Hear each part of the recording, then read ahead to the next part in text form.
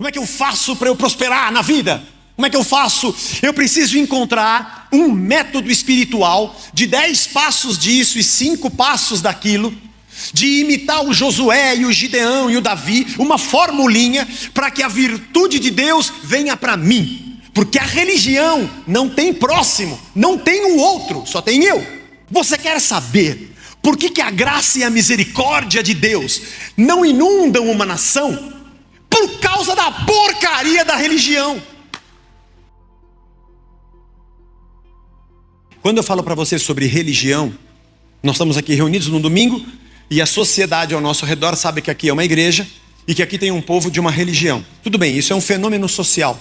Um grupo que se reúne com uma fé e professa essa mesma fé. Esse é um grupo religioso. Essa é uma interpretação ou um significado da palavra religião.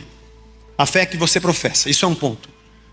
Mas pense comigo na pior interpretação da palavra religião. Atitudes vazias, rituais, sem nexo, de pessoas hipócritas que falam de amor a Deus e ao próximo e não praticam. Sempre que eu falo aqui no aspecto da religião, eu estou falando a respeito desse movimento que não tem Deus. A religião não precisa de Deus para existir.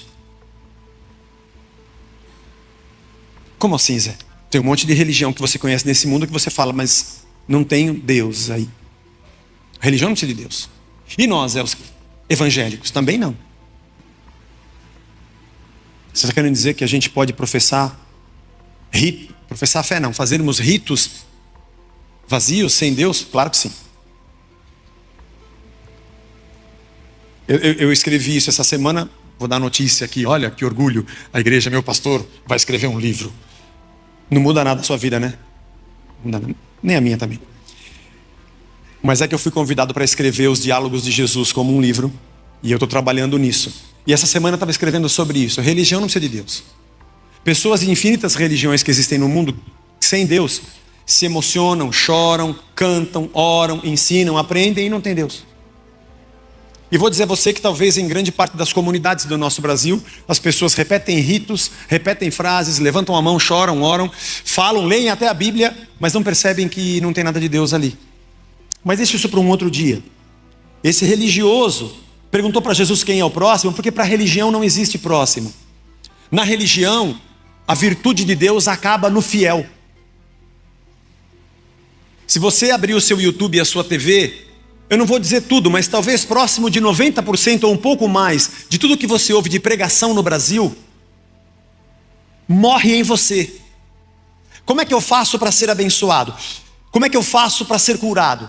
Como é que eu faço para prosperar no meu trabalho? Como é que eu faço para eu ter mais resultados econômicos? Como é que eu faço para o meu ministério dar certo? Como é que eu faço para eu ficar mais magro? Eu estou tentando, vocês estão percebendo? Fala que sim, irmão, fala que sim. Obrigado. Como é que eu faço para eu prosperar na vida?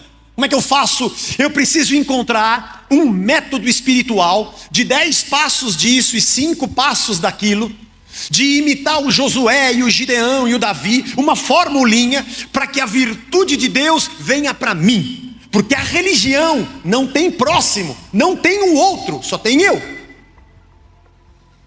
Eu preciso.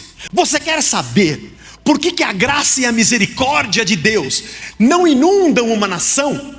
Por causa da porcaria da religião. É o melhor método que foi inventado para manter as pessoas afastadas de Deus.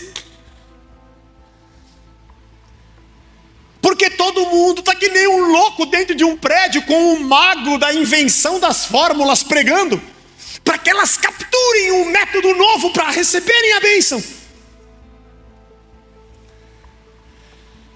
E depois darem o testemunho, escolhidas a dedo, para que quando ela conte a religião que ela praticou e a bênção que ela recebeu, eu incentive você a fazer a mesma coisa para receber para você. Obviamente, mediante uma módica quantia de oferta que você vai dar para a nossa religião. A virtude morre no fiel, na religião. O evangelho do reino não. O evangelho tem o outro. Tem o próximo. Apesar de que o texto que foi citado por este fariseu vem de Levíticos. Era a lei, é um livro dos livros da lei, Levítico, É o livro da lei dos livros da lei. Só tem lei. Mas há também a ideia de que para o judeu, em parte, não todos, o próximo para ele era o outro judeu. Porque o estrangeiro era inimigo, era gentio. Essa não foi a intenção de Deus ao dar a lei, mas a interpretação. Tanto é que eles não se davam com os samaritanos, por exemplo.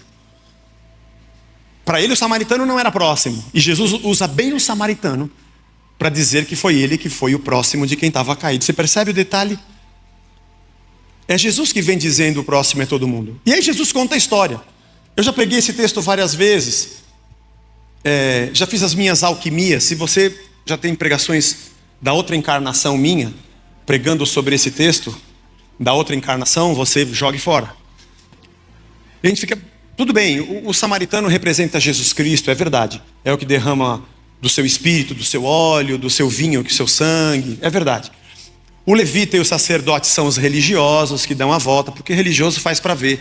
Quem é hipócrita não precisa do próximo, só precisa do próximo para ver o que ele está fazendo. O religioso precisa do próximo para aprovar a sua atitude.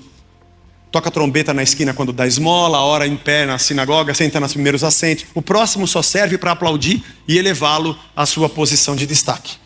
Mas ele não é alvo da sua misericórdia. Mas aí vem um samaritano. Samaritano que o judeu odiava e acolhe aquele homem que ele nem conhecia. Gasta o seu vinho, gasta o seu azeite. Jesus conta com detalhes sarcásticos essa história. É um samaritano, é um sacerdote que dá a volta.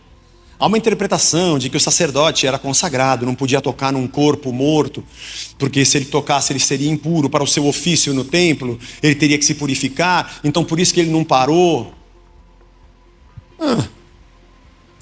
Não desceu muito bem essa explicação. Mais vale cumprir um rito no templo do que trazer vida para quem está caído. O levita é aquele que nasceu na tribo de Levi.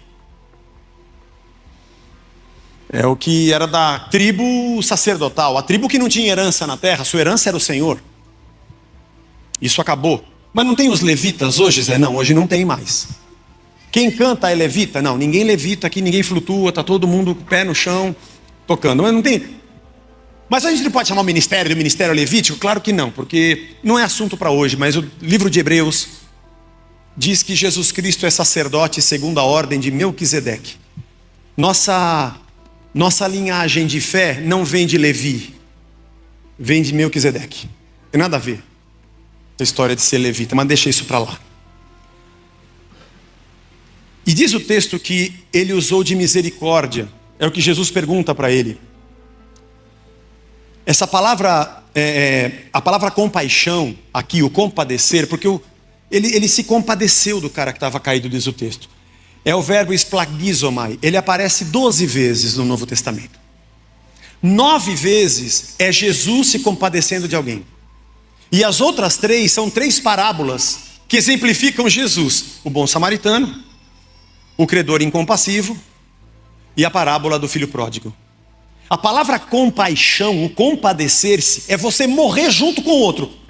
Padecer com quem está padecendo.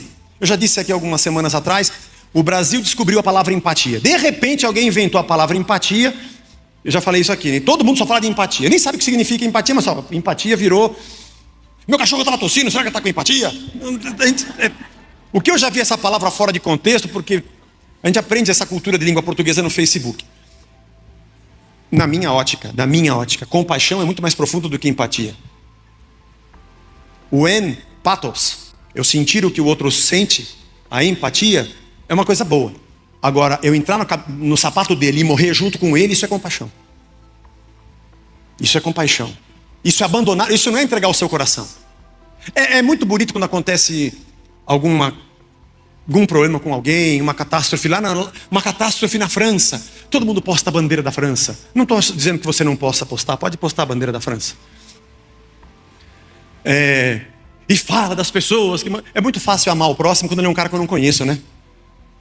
É o cara na França, é o cara na África, porque o meu vizinho, o samaritano, eu não consigo amar ele. Eu quero soltar um rojão dentro do quarto dele. Porque ele está muito próximo. Está muito próximo. O evangelho do reino tem o outro. A minha prática de fé e minha espiritualidade se completa em você. Não há sentido de uma represa de virtude que pare em mim. O evangelho do reino aponta para o outro. Por isso somos igreja. Por isso você não vem para a igreja, você é a igreja. Apesar de nós chamarmos esse prédio urbanisticamente falando, de uma igreja. Uma igreja, um mercado. Mas não é nesse lugar, não é isso. Aliás, o escriba, o fariseu, o saduceu, o sacerdote, o levita iam para o templo, mas não eram a igreja. Jesus conta essa história, e aí ele faz a pergunta para o fariseu, o escriba. Bom, você me perguntou quem era o próximo, eu te contei essa história. Aí Jesus faz uma pergunta para ele, diferente da pergunta que ele fez. Ele fez a seguinte pergunta: quem é o meu próximo? E Jesus faz a seguinte pergunta: quem é o próximo de quem estava caído? Aquele cara que estava caído, ele pôde entender que tinha um próximo a favor dele. É isso que nos torna igreja e gente de Deus. E aí ele responde, e é engraçado que acho que no caso do escriba fariseu, ele não conseguiria repetir a palavra corintiano, desculpa, é a palavra samaritano. Você viu que eu nem sai, você viu que eu tento falar e não sai, vai. Ele não conseguiu responder. Ó, nessa história que você contou, o cara que é o próximo é o...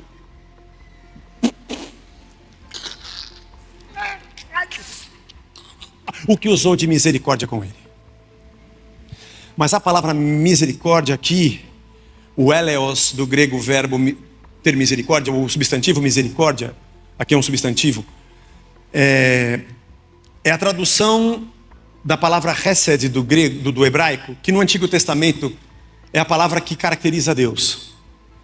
A palavra mais importante do Antigo Testamento para você conhecer Deus é o Deus da misericórdia, é o Deus do hesed.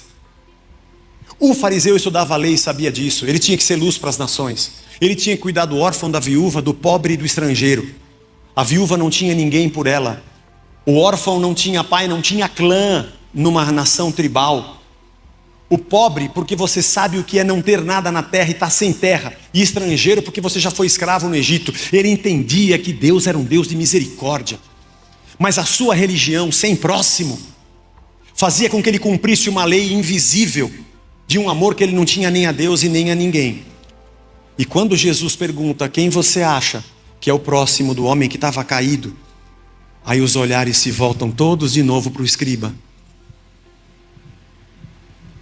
que responde: aquele que usou de misericórdia. E Jesus fala: então vai e faça o mesmo.